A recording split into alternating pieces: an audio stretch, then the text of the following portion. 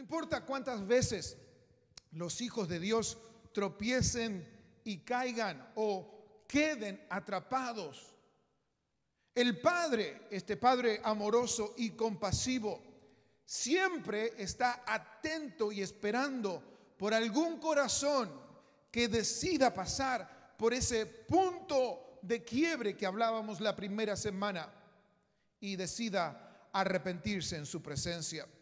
Y como ese padre, el de la historia del hijo pródigo, desea correr al encuentro de su hijo, a tu encuentro, y desea abrazarte, desea vestirte, aunque estés sucio. Él desea limpiarte, perdonarte y liberarte de toda prisión mental, de toda prisión espiritual que te haga creer y aún decir, como dijo ese hijo pródigo: ya no soy digno de ser llamado tu hijo. Y le dijo a su padre: hazme como uno de esos jornaleros.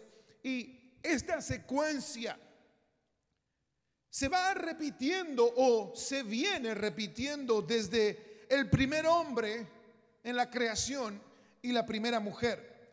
Dios continúa, escuche bien lo que le estoy diciendo, continúa interesado hasta hoy 2020 en quebrar los yugos que oprimen, que estancan y que paralizan a los hijos de Dios. Por eso le preguntaban esta mañana: ¿hay alguien que quiere o le gusta estar estancado?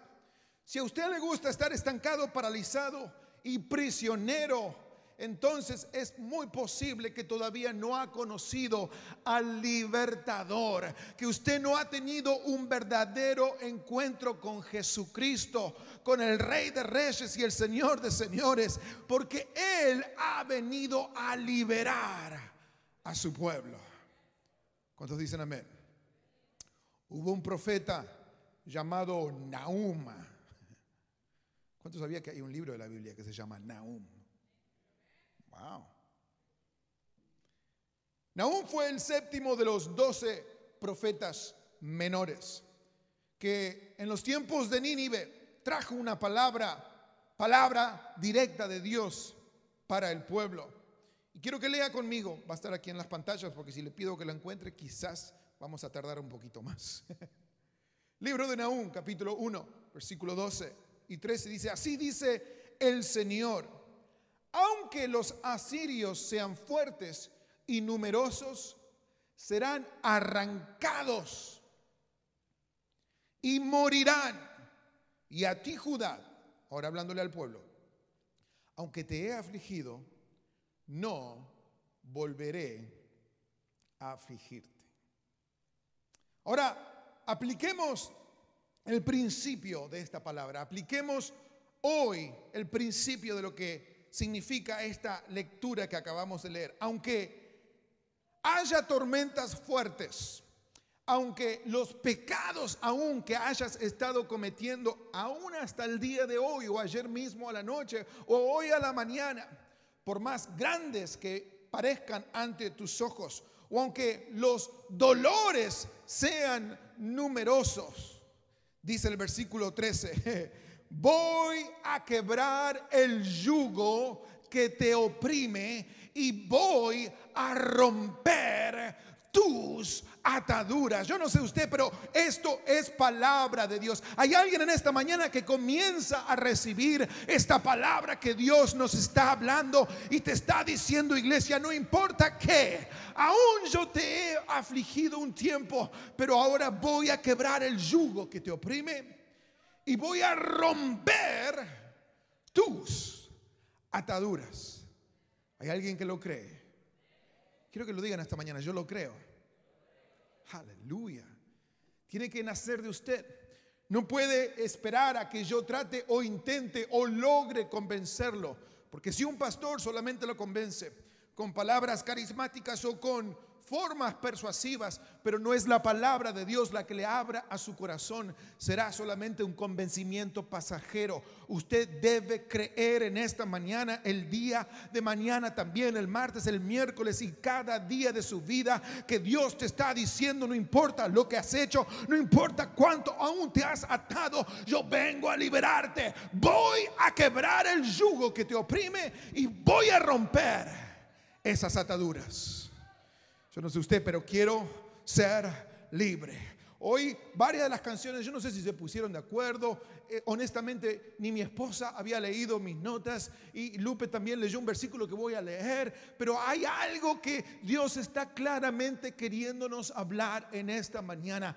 Hay alguien que ha venido con ataduras en esta mañana, en este día. Hay alguien que me está escuchando a través de las redes sociales o de nuestros canales, que ha estado atado y quebrantado y allí en prisiones mentales de miedo. Pero ahora la palabra de Dios, lo primero que nos dice en esta mañana: voy a quebrar ese yugo que te ha estado oprimiendo.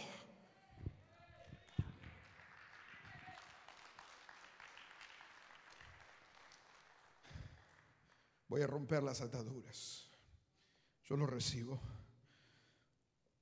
Necesitamos entender y al mismo tiempo agradecer esto, para que el yugo y las ataduras del pecado fueran quitadas y fueran removidas.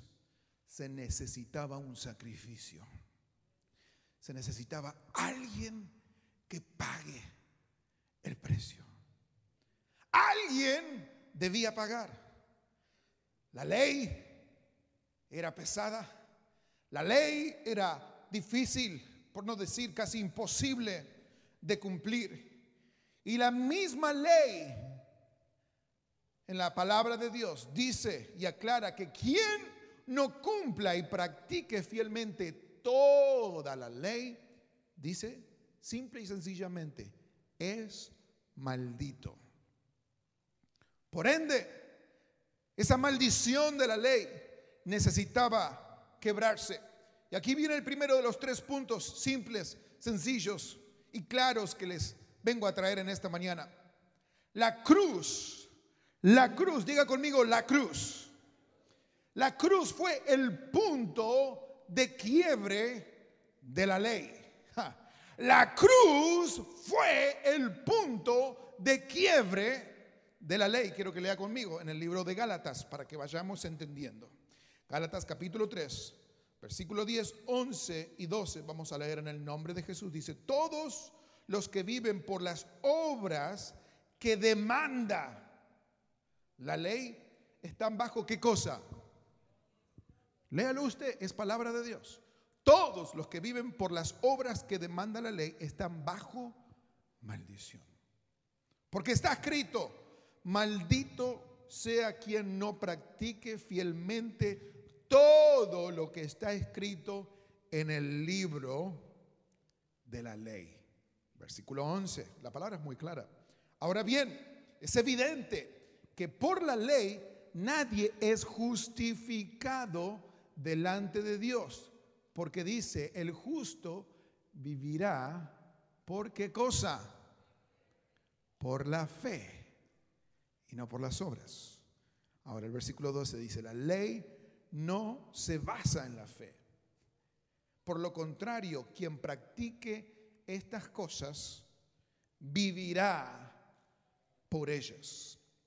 Pero ahora esa maldición fue quebrada por el sacrificio de la cruz. Y en el versículo siguiente, en el versículo 13 dice: ahora Cristo, diga conmigo, Cristo fue quien nos rescató de la maldición de la ley al hacerse maldición por nosotros. Aleluya. Esto es palabra de Dios. Dice: pues escrito está: maldito todo el que es colgado de un madero, de la cruz. Aleluya. Versículo 14.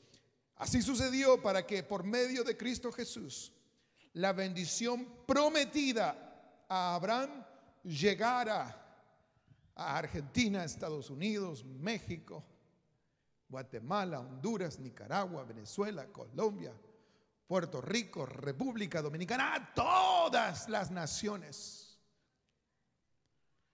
Y para que por la fe, en otras palabras, lo contrario, acorde a lo que hemos leído, lo contrario a la ley y a las obras, por la fe recibiéramos el Espíritu. Aleluya. Aquí hay muchas revelaciones y aclaraciones de la palabra de Dios. Por la fe, no por obras, no por acciones, sino que por la fe recibiéramos el Espíritu según la promesa. Es por eso que te vengo a decir en esta mañana, fue la cruz, fue ese momento en la cruz el punto de quiebre de la maldición de la ley. No sé si hay alguien agradecido en esta mañana por ese Salvador que nos liberó, nos hizo libre de la maldición de la ley.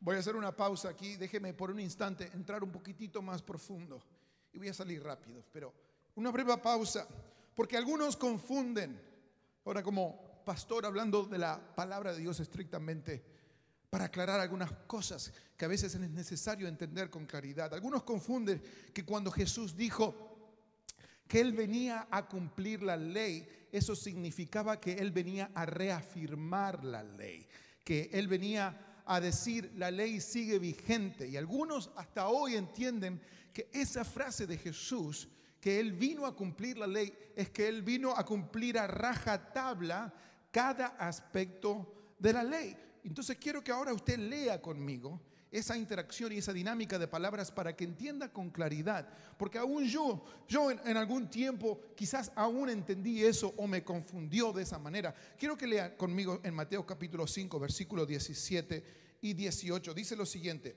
no piensen que he venido a anular. Escuche bien, hay una diferencia.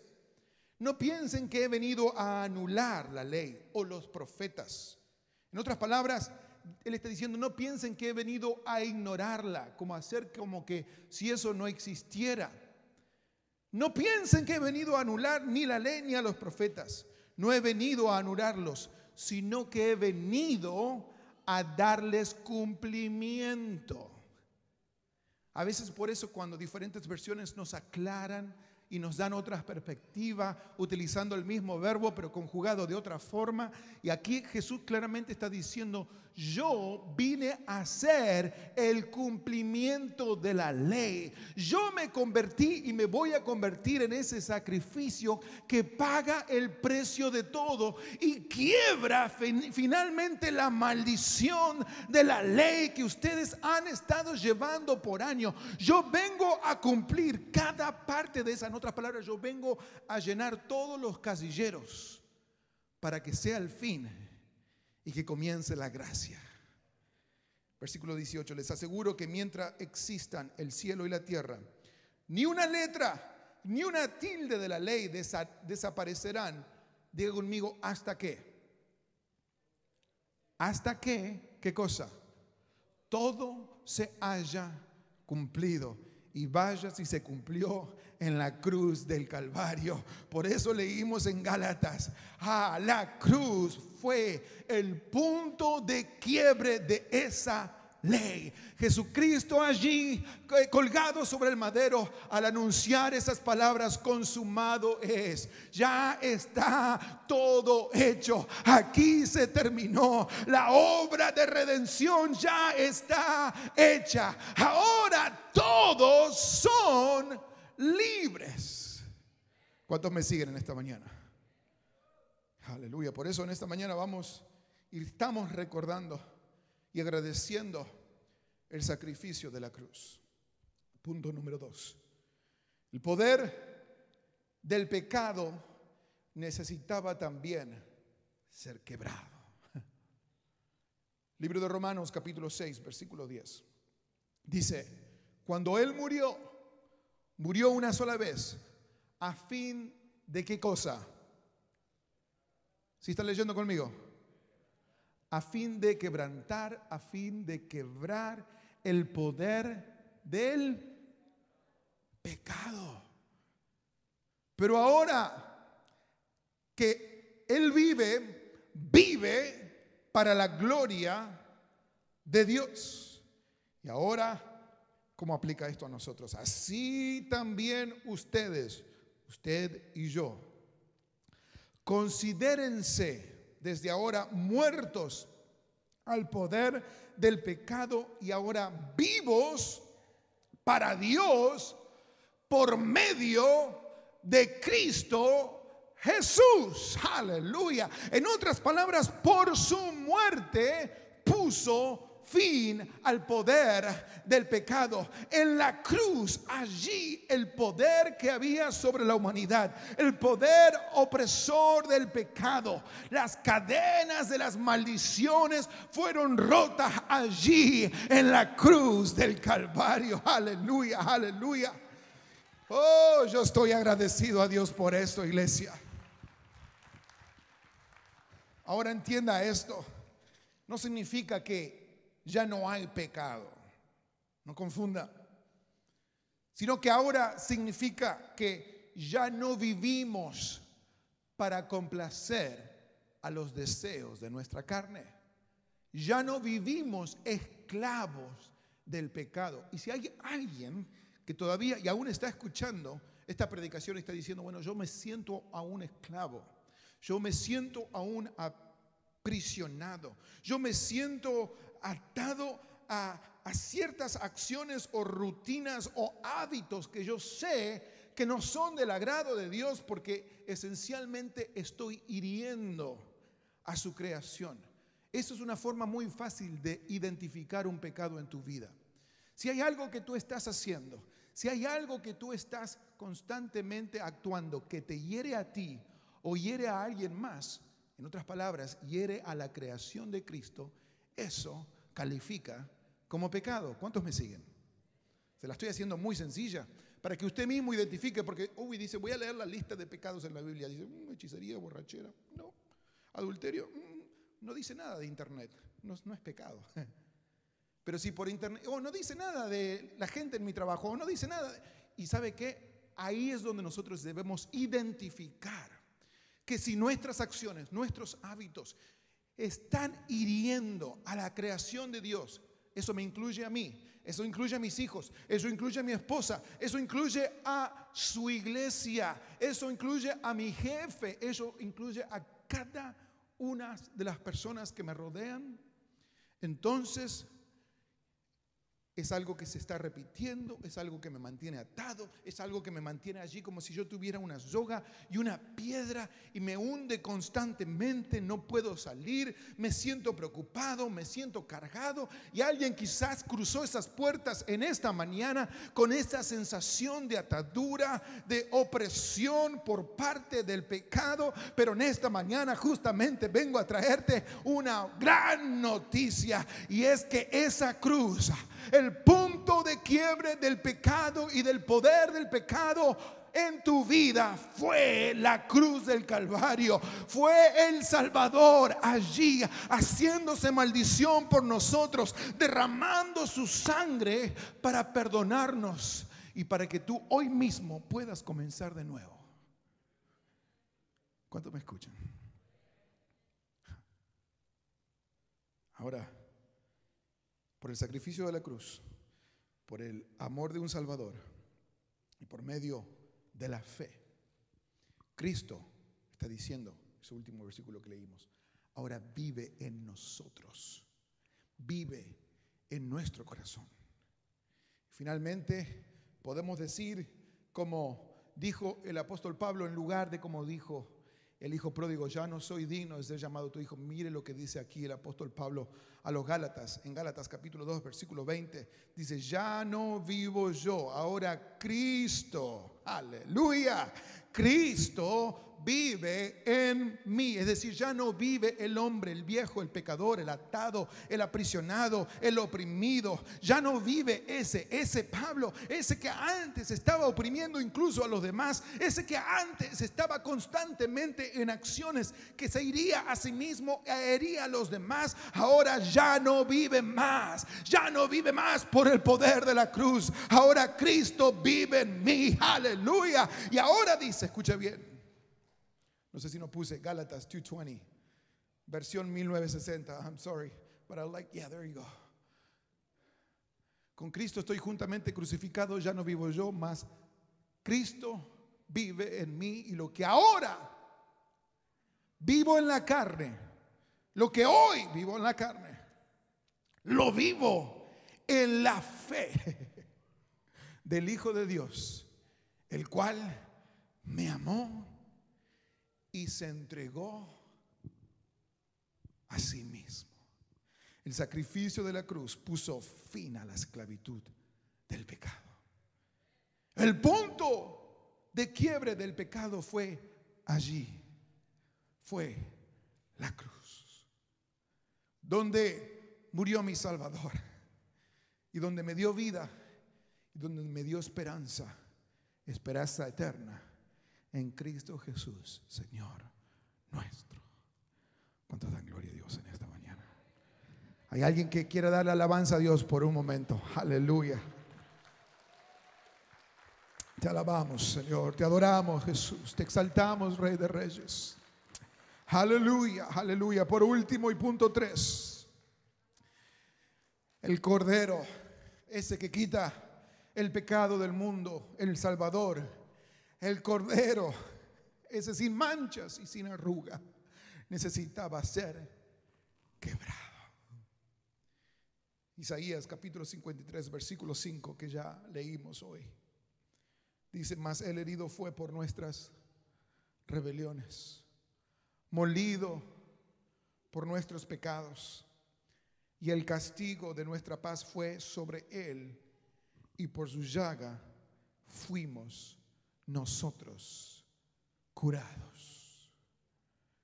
Si Jesús nos llegaba a su punto de quiebre, si Jesús nos llegaba hasta la cruz, aún viviríamos bajo la maldición de la ley, y aún usted y yo viviríamos bajo el poder activo del pecado. Pero ese Cordero, como dice Isaías, ese Cordero que quita el pecado de todo el mundo, vino finalmente y se entregó por cada uno de nosotros. Aleluya. Por el más bueno, por el más malo, por el más bonito, por el no tan bonito, por el alegre, por el tristón, por el que está deprimido, por el que está libre, por el que está atado, por el que está esclavo, por el que se siente aún alegre en esta mañana. Él vino a entregarse por cada uno de nosotros. Y la palabra dice que Él fue herido, que Él fue molido, que Él fue castigado, y que por sus llagas nosotros fuimos curados. Su cuerpo quebrantado allí en el madero, y nos hizo libre. Voy a invitar a los músicos. En esta mañana de comunión, como pastor, no quería que nadie participe de la cena del Señor sin antes recordar cada uno de estos 3 puntos. Y que el punto de quiebre principal fue la cruz. Sin esa cruz no tendríamos absolutamente nada que recordar, nada que hacer memoria. Y mientras nos preparamos, y los músicos que necesiten tomar sus vasos, y si los pueden compartir y pasar antes de venir a sus posiciones, igual que el equipo de multimedia, usted lo tiene en sus manos. Si usted tomó uno para sus hijos, asegúrese de ayudarlos. Mientras nos preparamos, incluso, thank you. Si hay alguien que aún no tiene el vaso, quiero simplemente ver su mano para que los sugieres que están listos pueden pasar. Hay alguien que no tiene el vaso y el pan. ¿Todos lo tienen? ¿O allí hay una mano? Ok. Here's Jorge. ¿Hay alguien más? Ok, creo que son uno aquí a mi izquierda, a su derecha. Yes. Mientras nos preparamos y le hacen llegar, en el libro de Lucas capítulo 22 versículo 19 dice: después de dar gracias, partió el pan y se lo dio a ellos y les dijo: este pan es mi cuerpo, entregado por ustedes. Y le dice: hagan esto en memoria. Diga conmigo: memoria. En memoria de mí. Y de eso se trata esta mañana, de recordar su cuerpo herido allí en la cruz,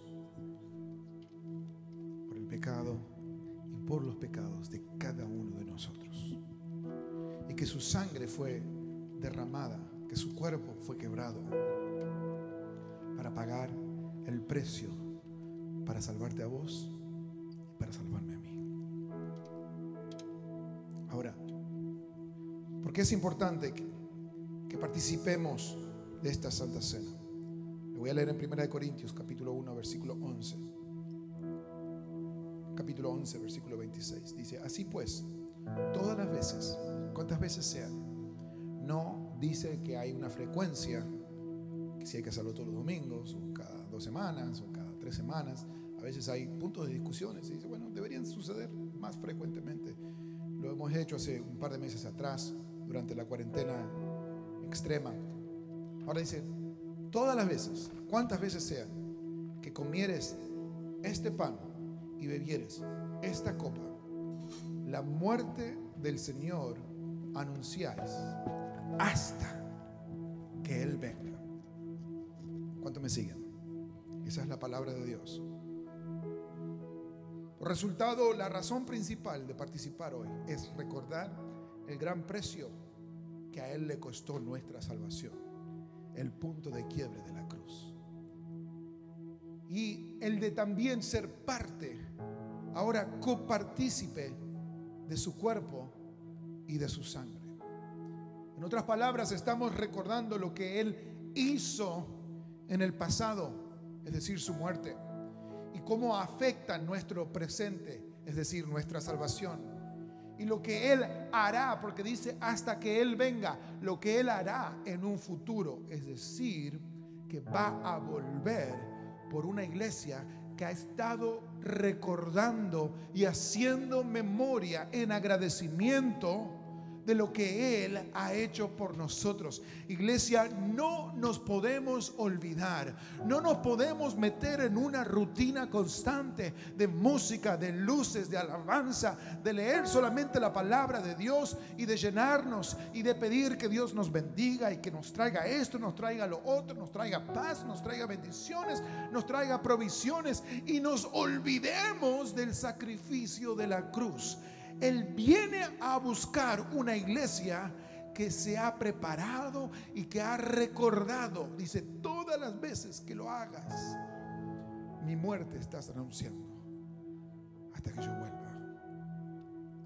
Así que cuando usted participa del pan y de la copa, usted es parte de un cuerpo, es parte de ese cuerpo de Cristo, es parte de su sangre. Y al mismo tiempo recuerda que usted solamente es salvo por ese único y gran sacrificio. ¿Cuántos están agradecidos en esta mañana? Aleluya. Por ende, es tiempo que tomemos unos instantes de reflexión. En 1 Corintios 10 dice: esta copa de bendición por la cual damos gracias no significa que entramos en comunión con la sangre de Cristo. Aún este pan que partimos, dice el apóstol Pablo, no significa que entramos en comunión con el cuerpo de Cristo. Y luego dice: hay un solo pan, del cual todos participamos. Por eso, aunque somos muchos, y hoy en esta mañana somos muchos más que las semanas anteriores, y si usted está en su casa, le invito que rápidamente, si quiere participar con nosotros, si necesita o es parte del cuerpo de Cristo, tome esta oportunidad para recordar con nosotros el sacrificio de nuestro Salvador. Y los que están aquí, simplemente al remover la primera, van a encontrarse con la galleta o el pan, y luego al remover la segunda, ustedes exponen ya allí para poder consumir también de la copa. So I'm ready, estoy listo. Sé que no es lo que estamos acostumbrados, tenemos otro tipo de pan, los ujieres nos sirven, pero nos adaptamos, pero no nos olvidamos de lo que Dios ha hecho por nosotros. No nos olvidamos, no hay nada que va a detener a su iglesia. Dice hasta que Él venga. Así que no hay pandemia, no hay circunstancia, no hay temor, no hay nada que pueda detener a una iglesia que constantemente recuerda que hay un solo pan del cual todos participamos. Y dice, versículo 17, aunque somos muchos, formamos un solo cuerpo. ¿Y en qué quiero que reflexione por un instante? En que usted es un solo cuerpo con su hermano en Cristo, que necesita vivir una vida en comunión, que hay un solo pan, que necesita estar en armonía, en unidad, que necesita estar sin diferencias. Aunque haya diferentes opiniones, nosotros debemos avanzar como una sola iglesia en armonía. ¿Cuántos me siguen en esta mañana? Así que por unos minutos, mientras la música suena, quiero que, si usted de hay algo que tiene que arrepentirse en su corazón, pedir perdón, lo analice, lo piense y hable con Dios. Usted dice, bueno, pastor, yo quiero algo diferente, quiero algo más intenso. Hay algunos que incluso han estado atados y están en duda si participar. Yo quiero que en este instante comiences allí, incluso inclines tu rostro allí en tu asiento mientras estás sentado y hables con tu Salvador. Y quiero que te imagines al Padre como el Padre del Hijo pródigo corriendo hacia ti. No te va a rechazar. Él no es el hombre anciano de la barba blanca que te está mirando y apuntando con un dedo, juzgándote. Mira lo que hiciste. No, te está esperando para correr hacia ti, para que vuelvas, para abrazarte y para perdonarte, para hacerte alguien renovado, restaurado, limpio, con ropas nuevas, con el anillo de hijo. Así que mientras los músicos cantan, vamos a levantar nuestras oraciones allí donde estás. Instantes solamente de participar juntos de la cena del Señor.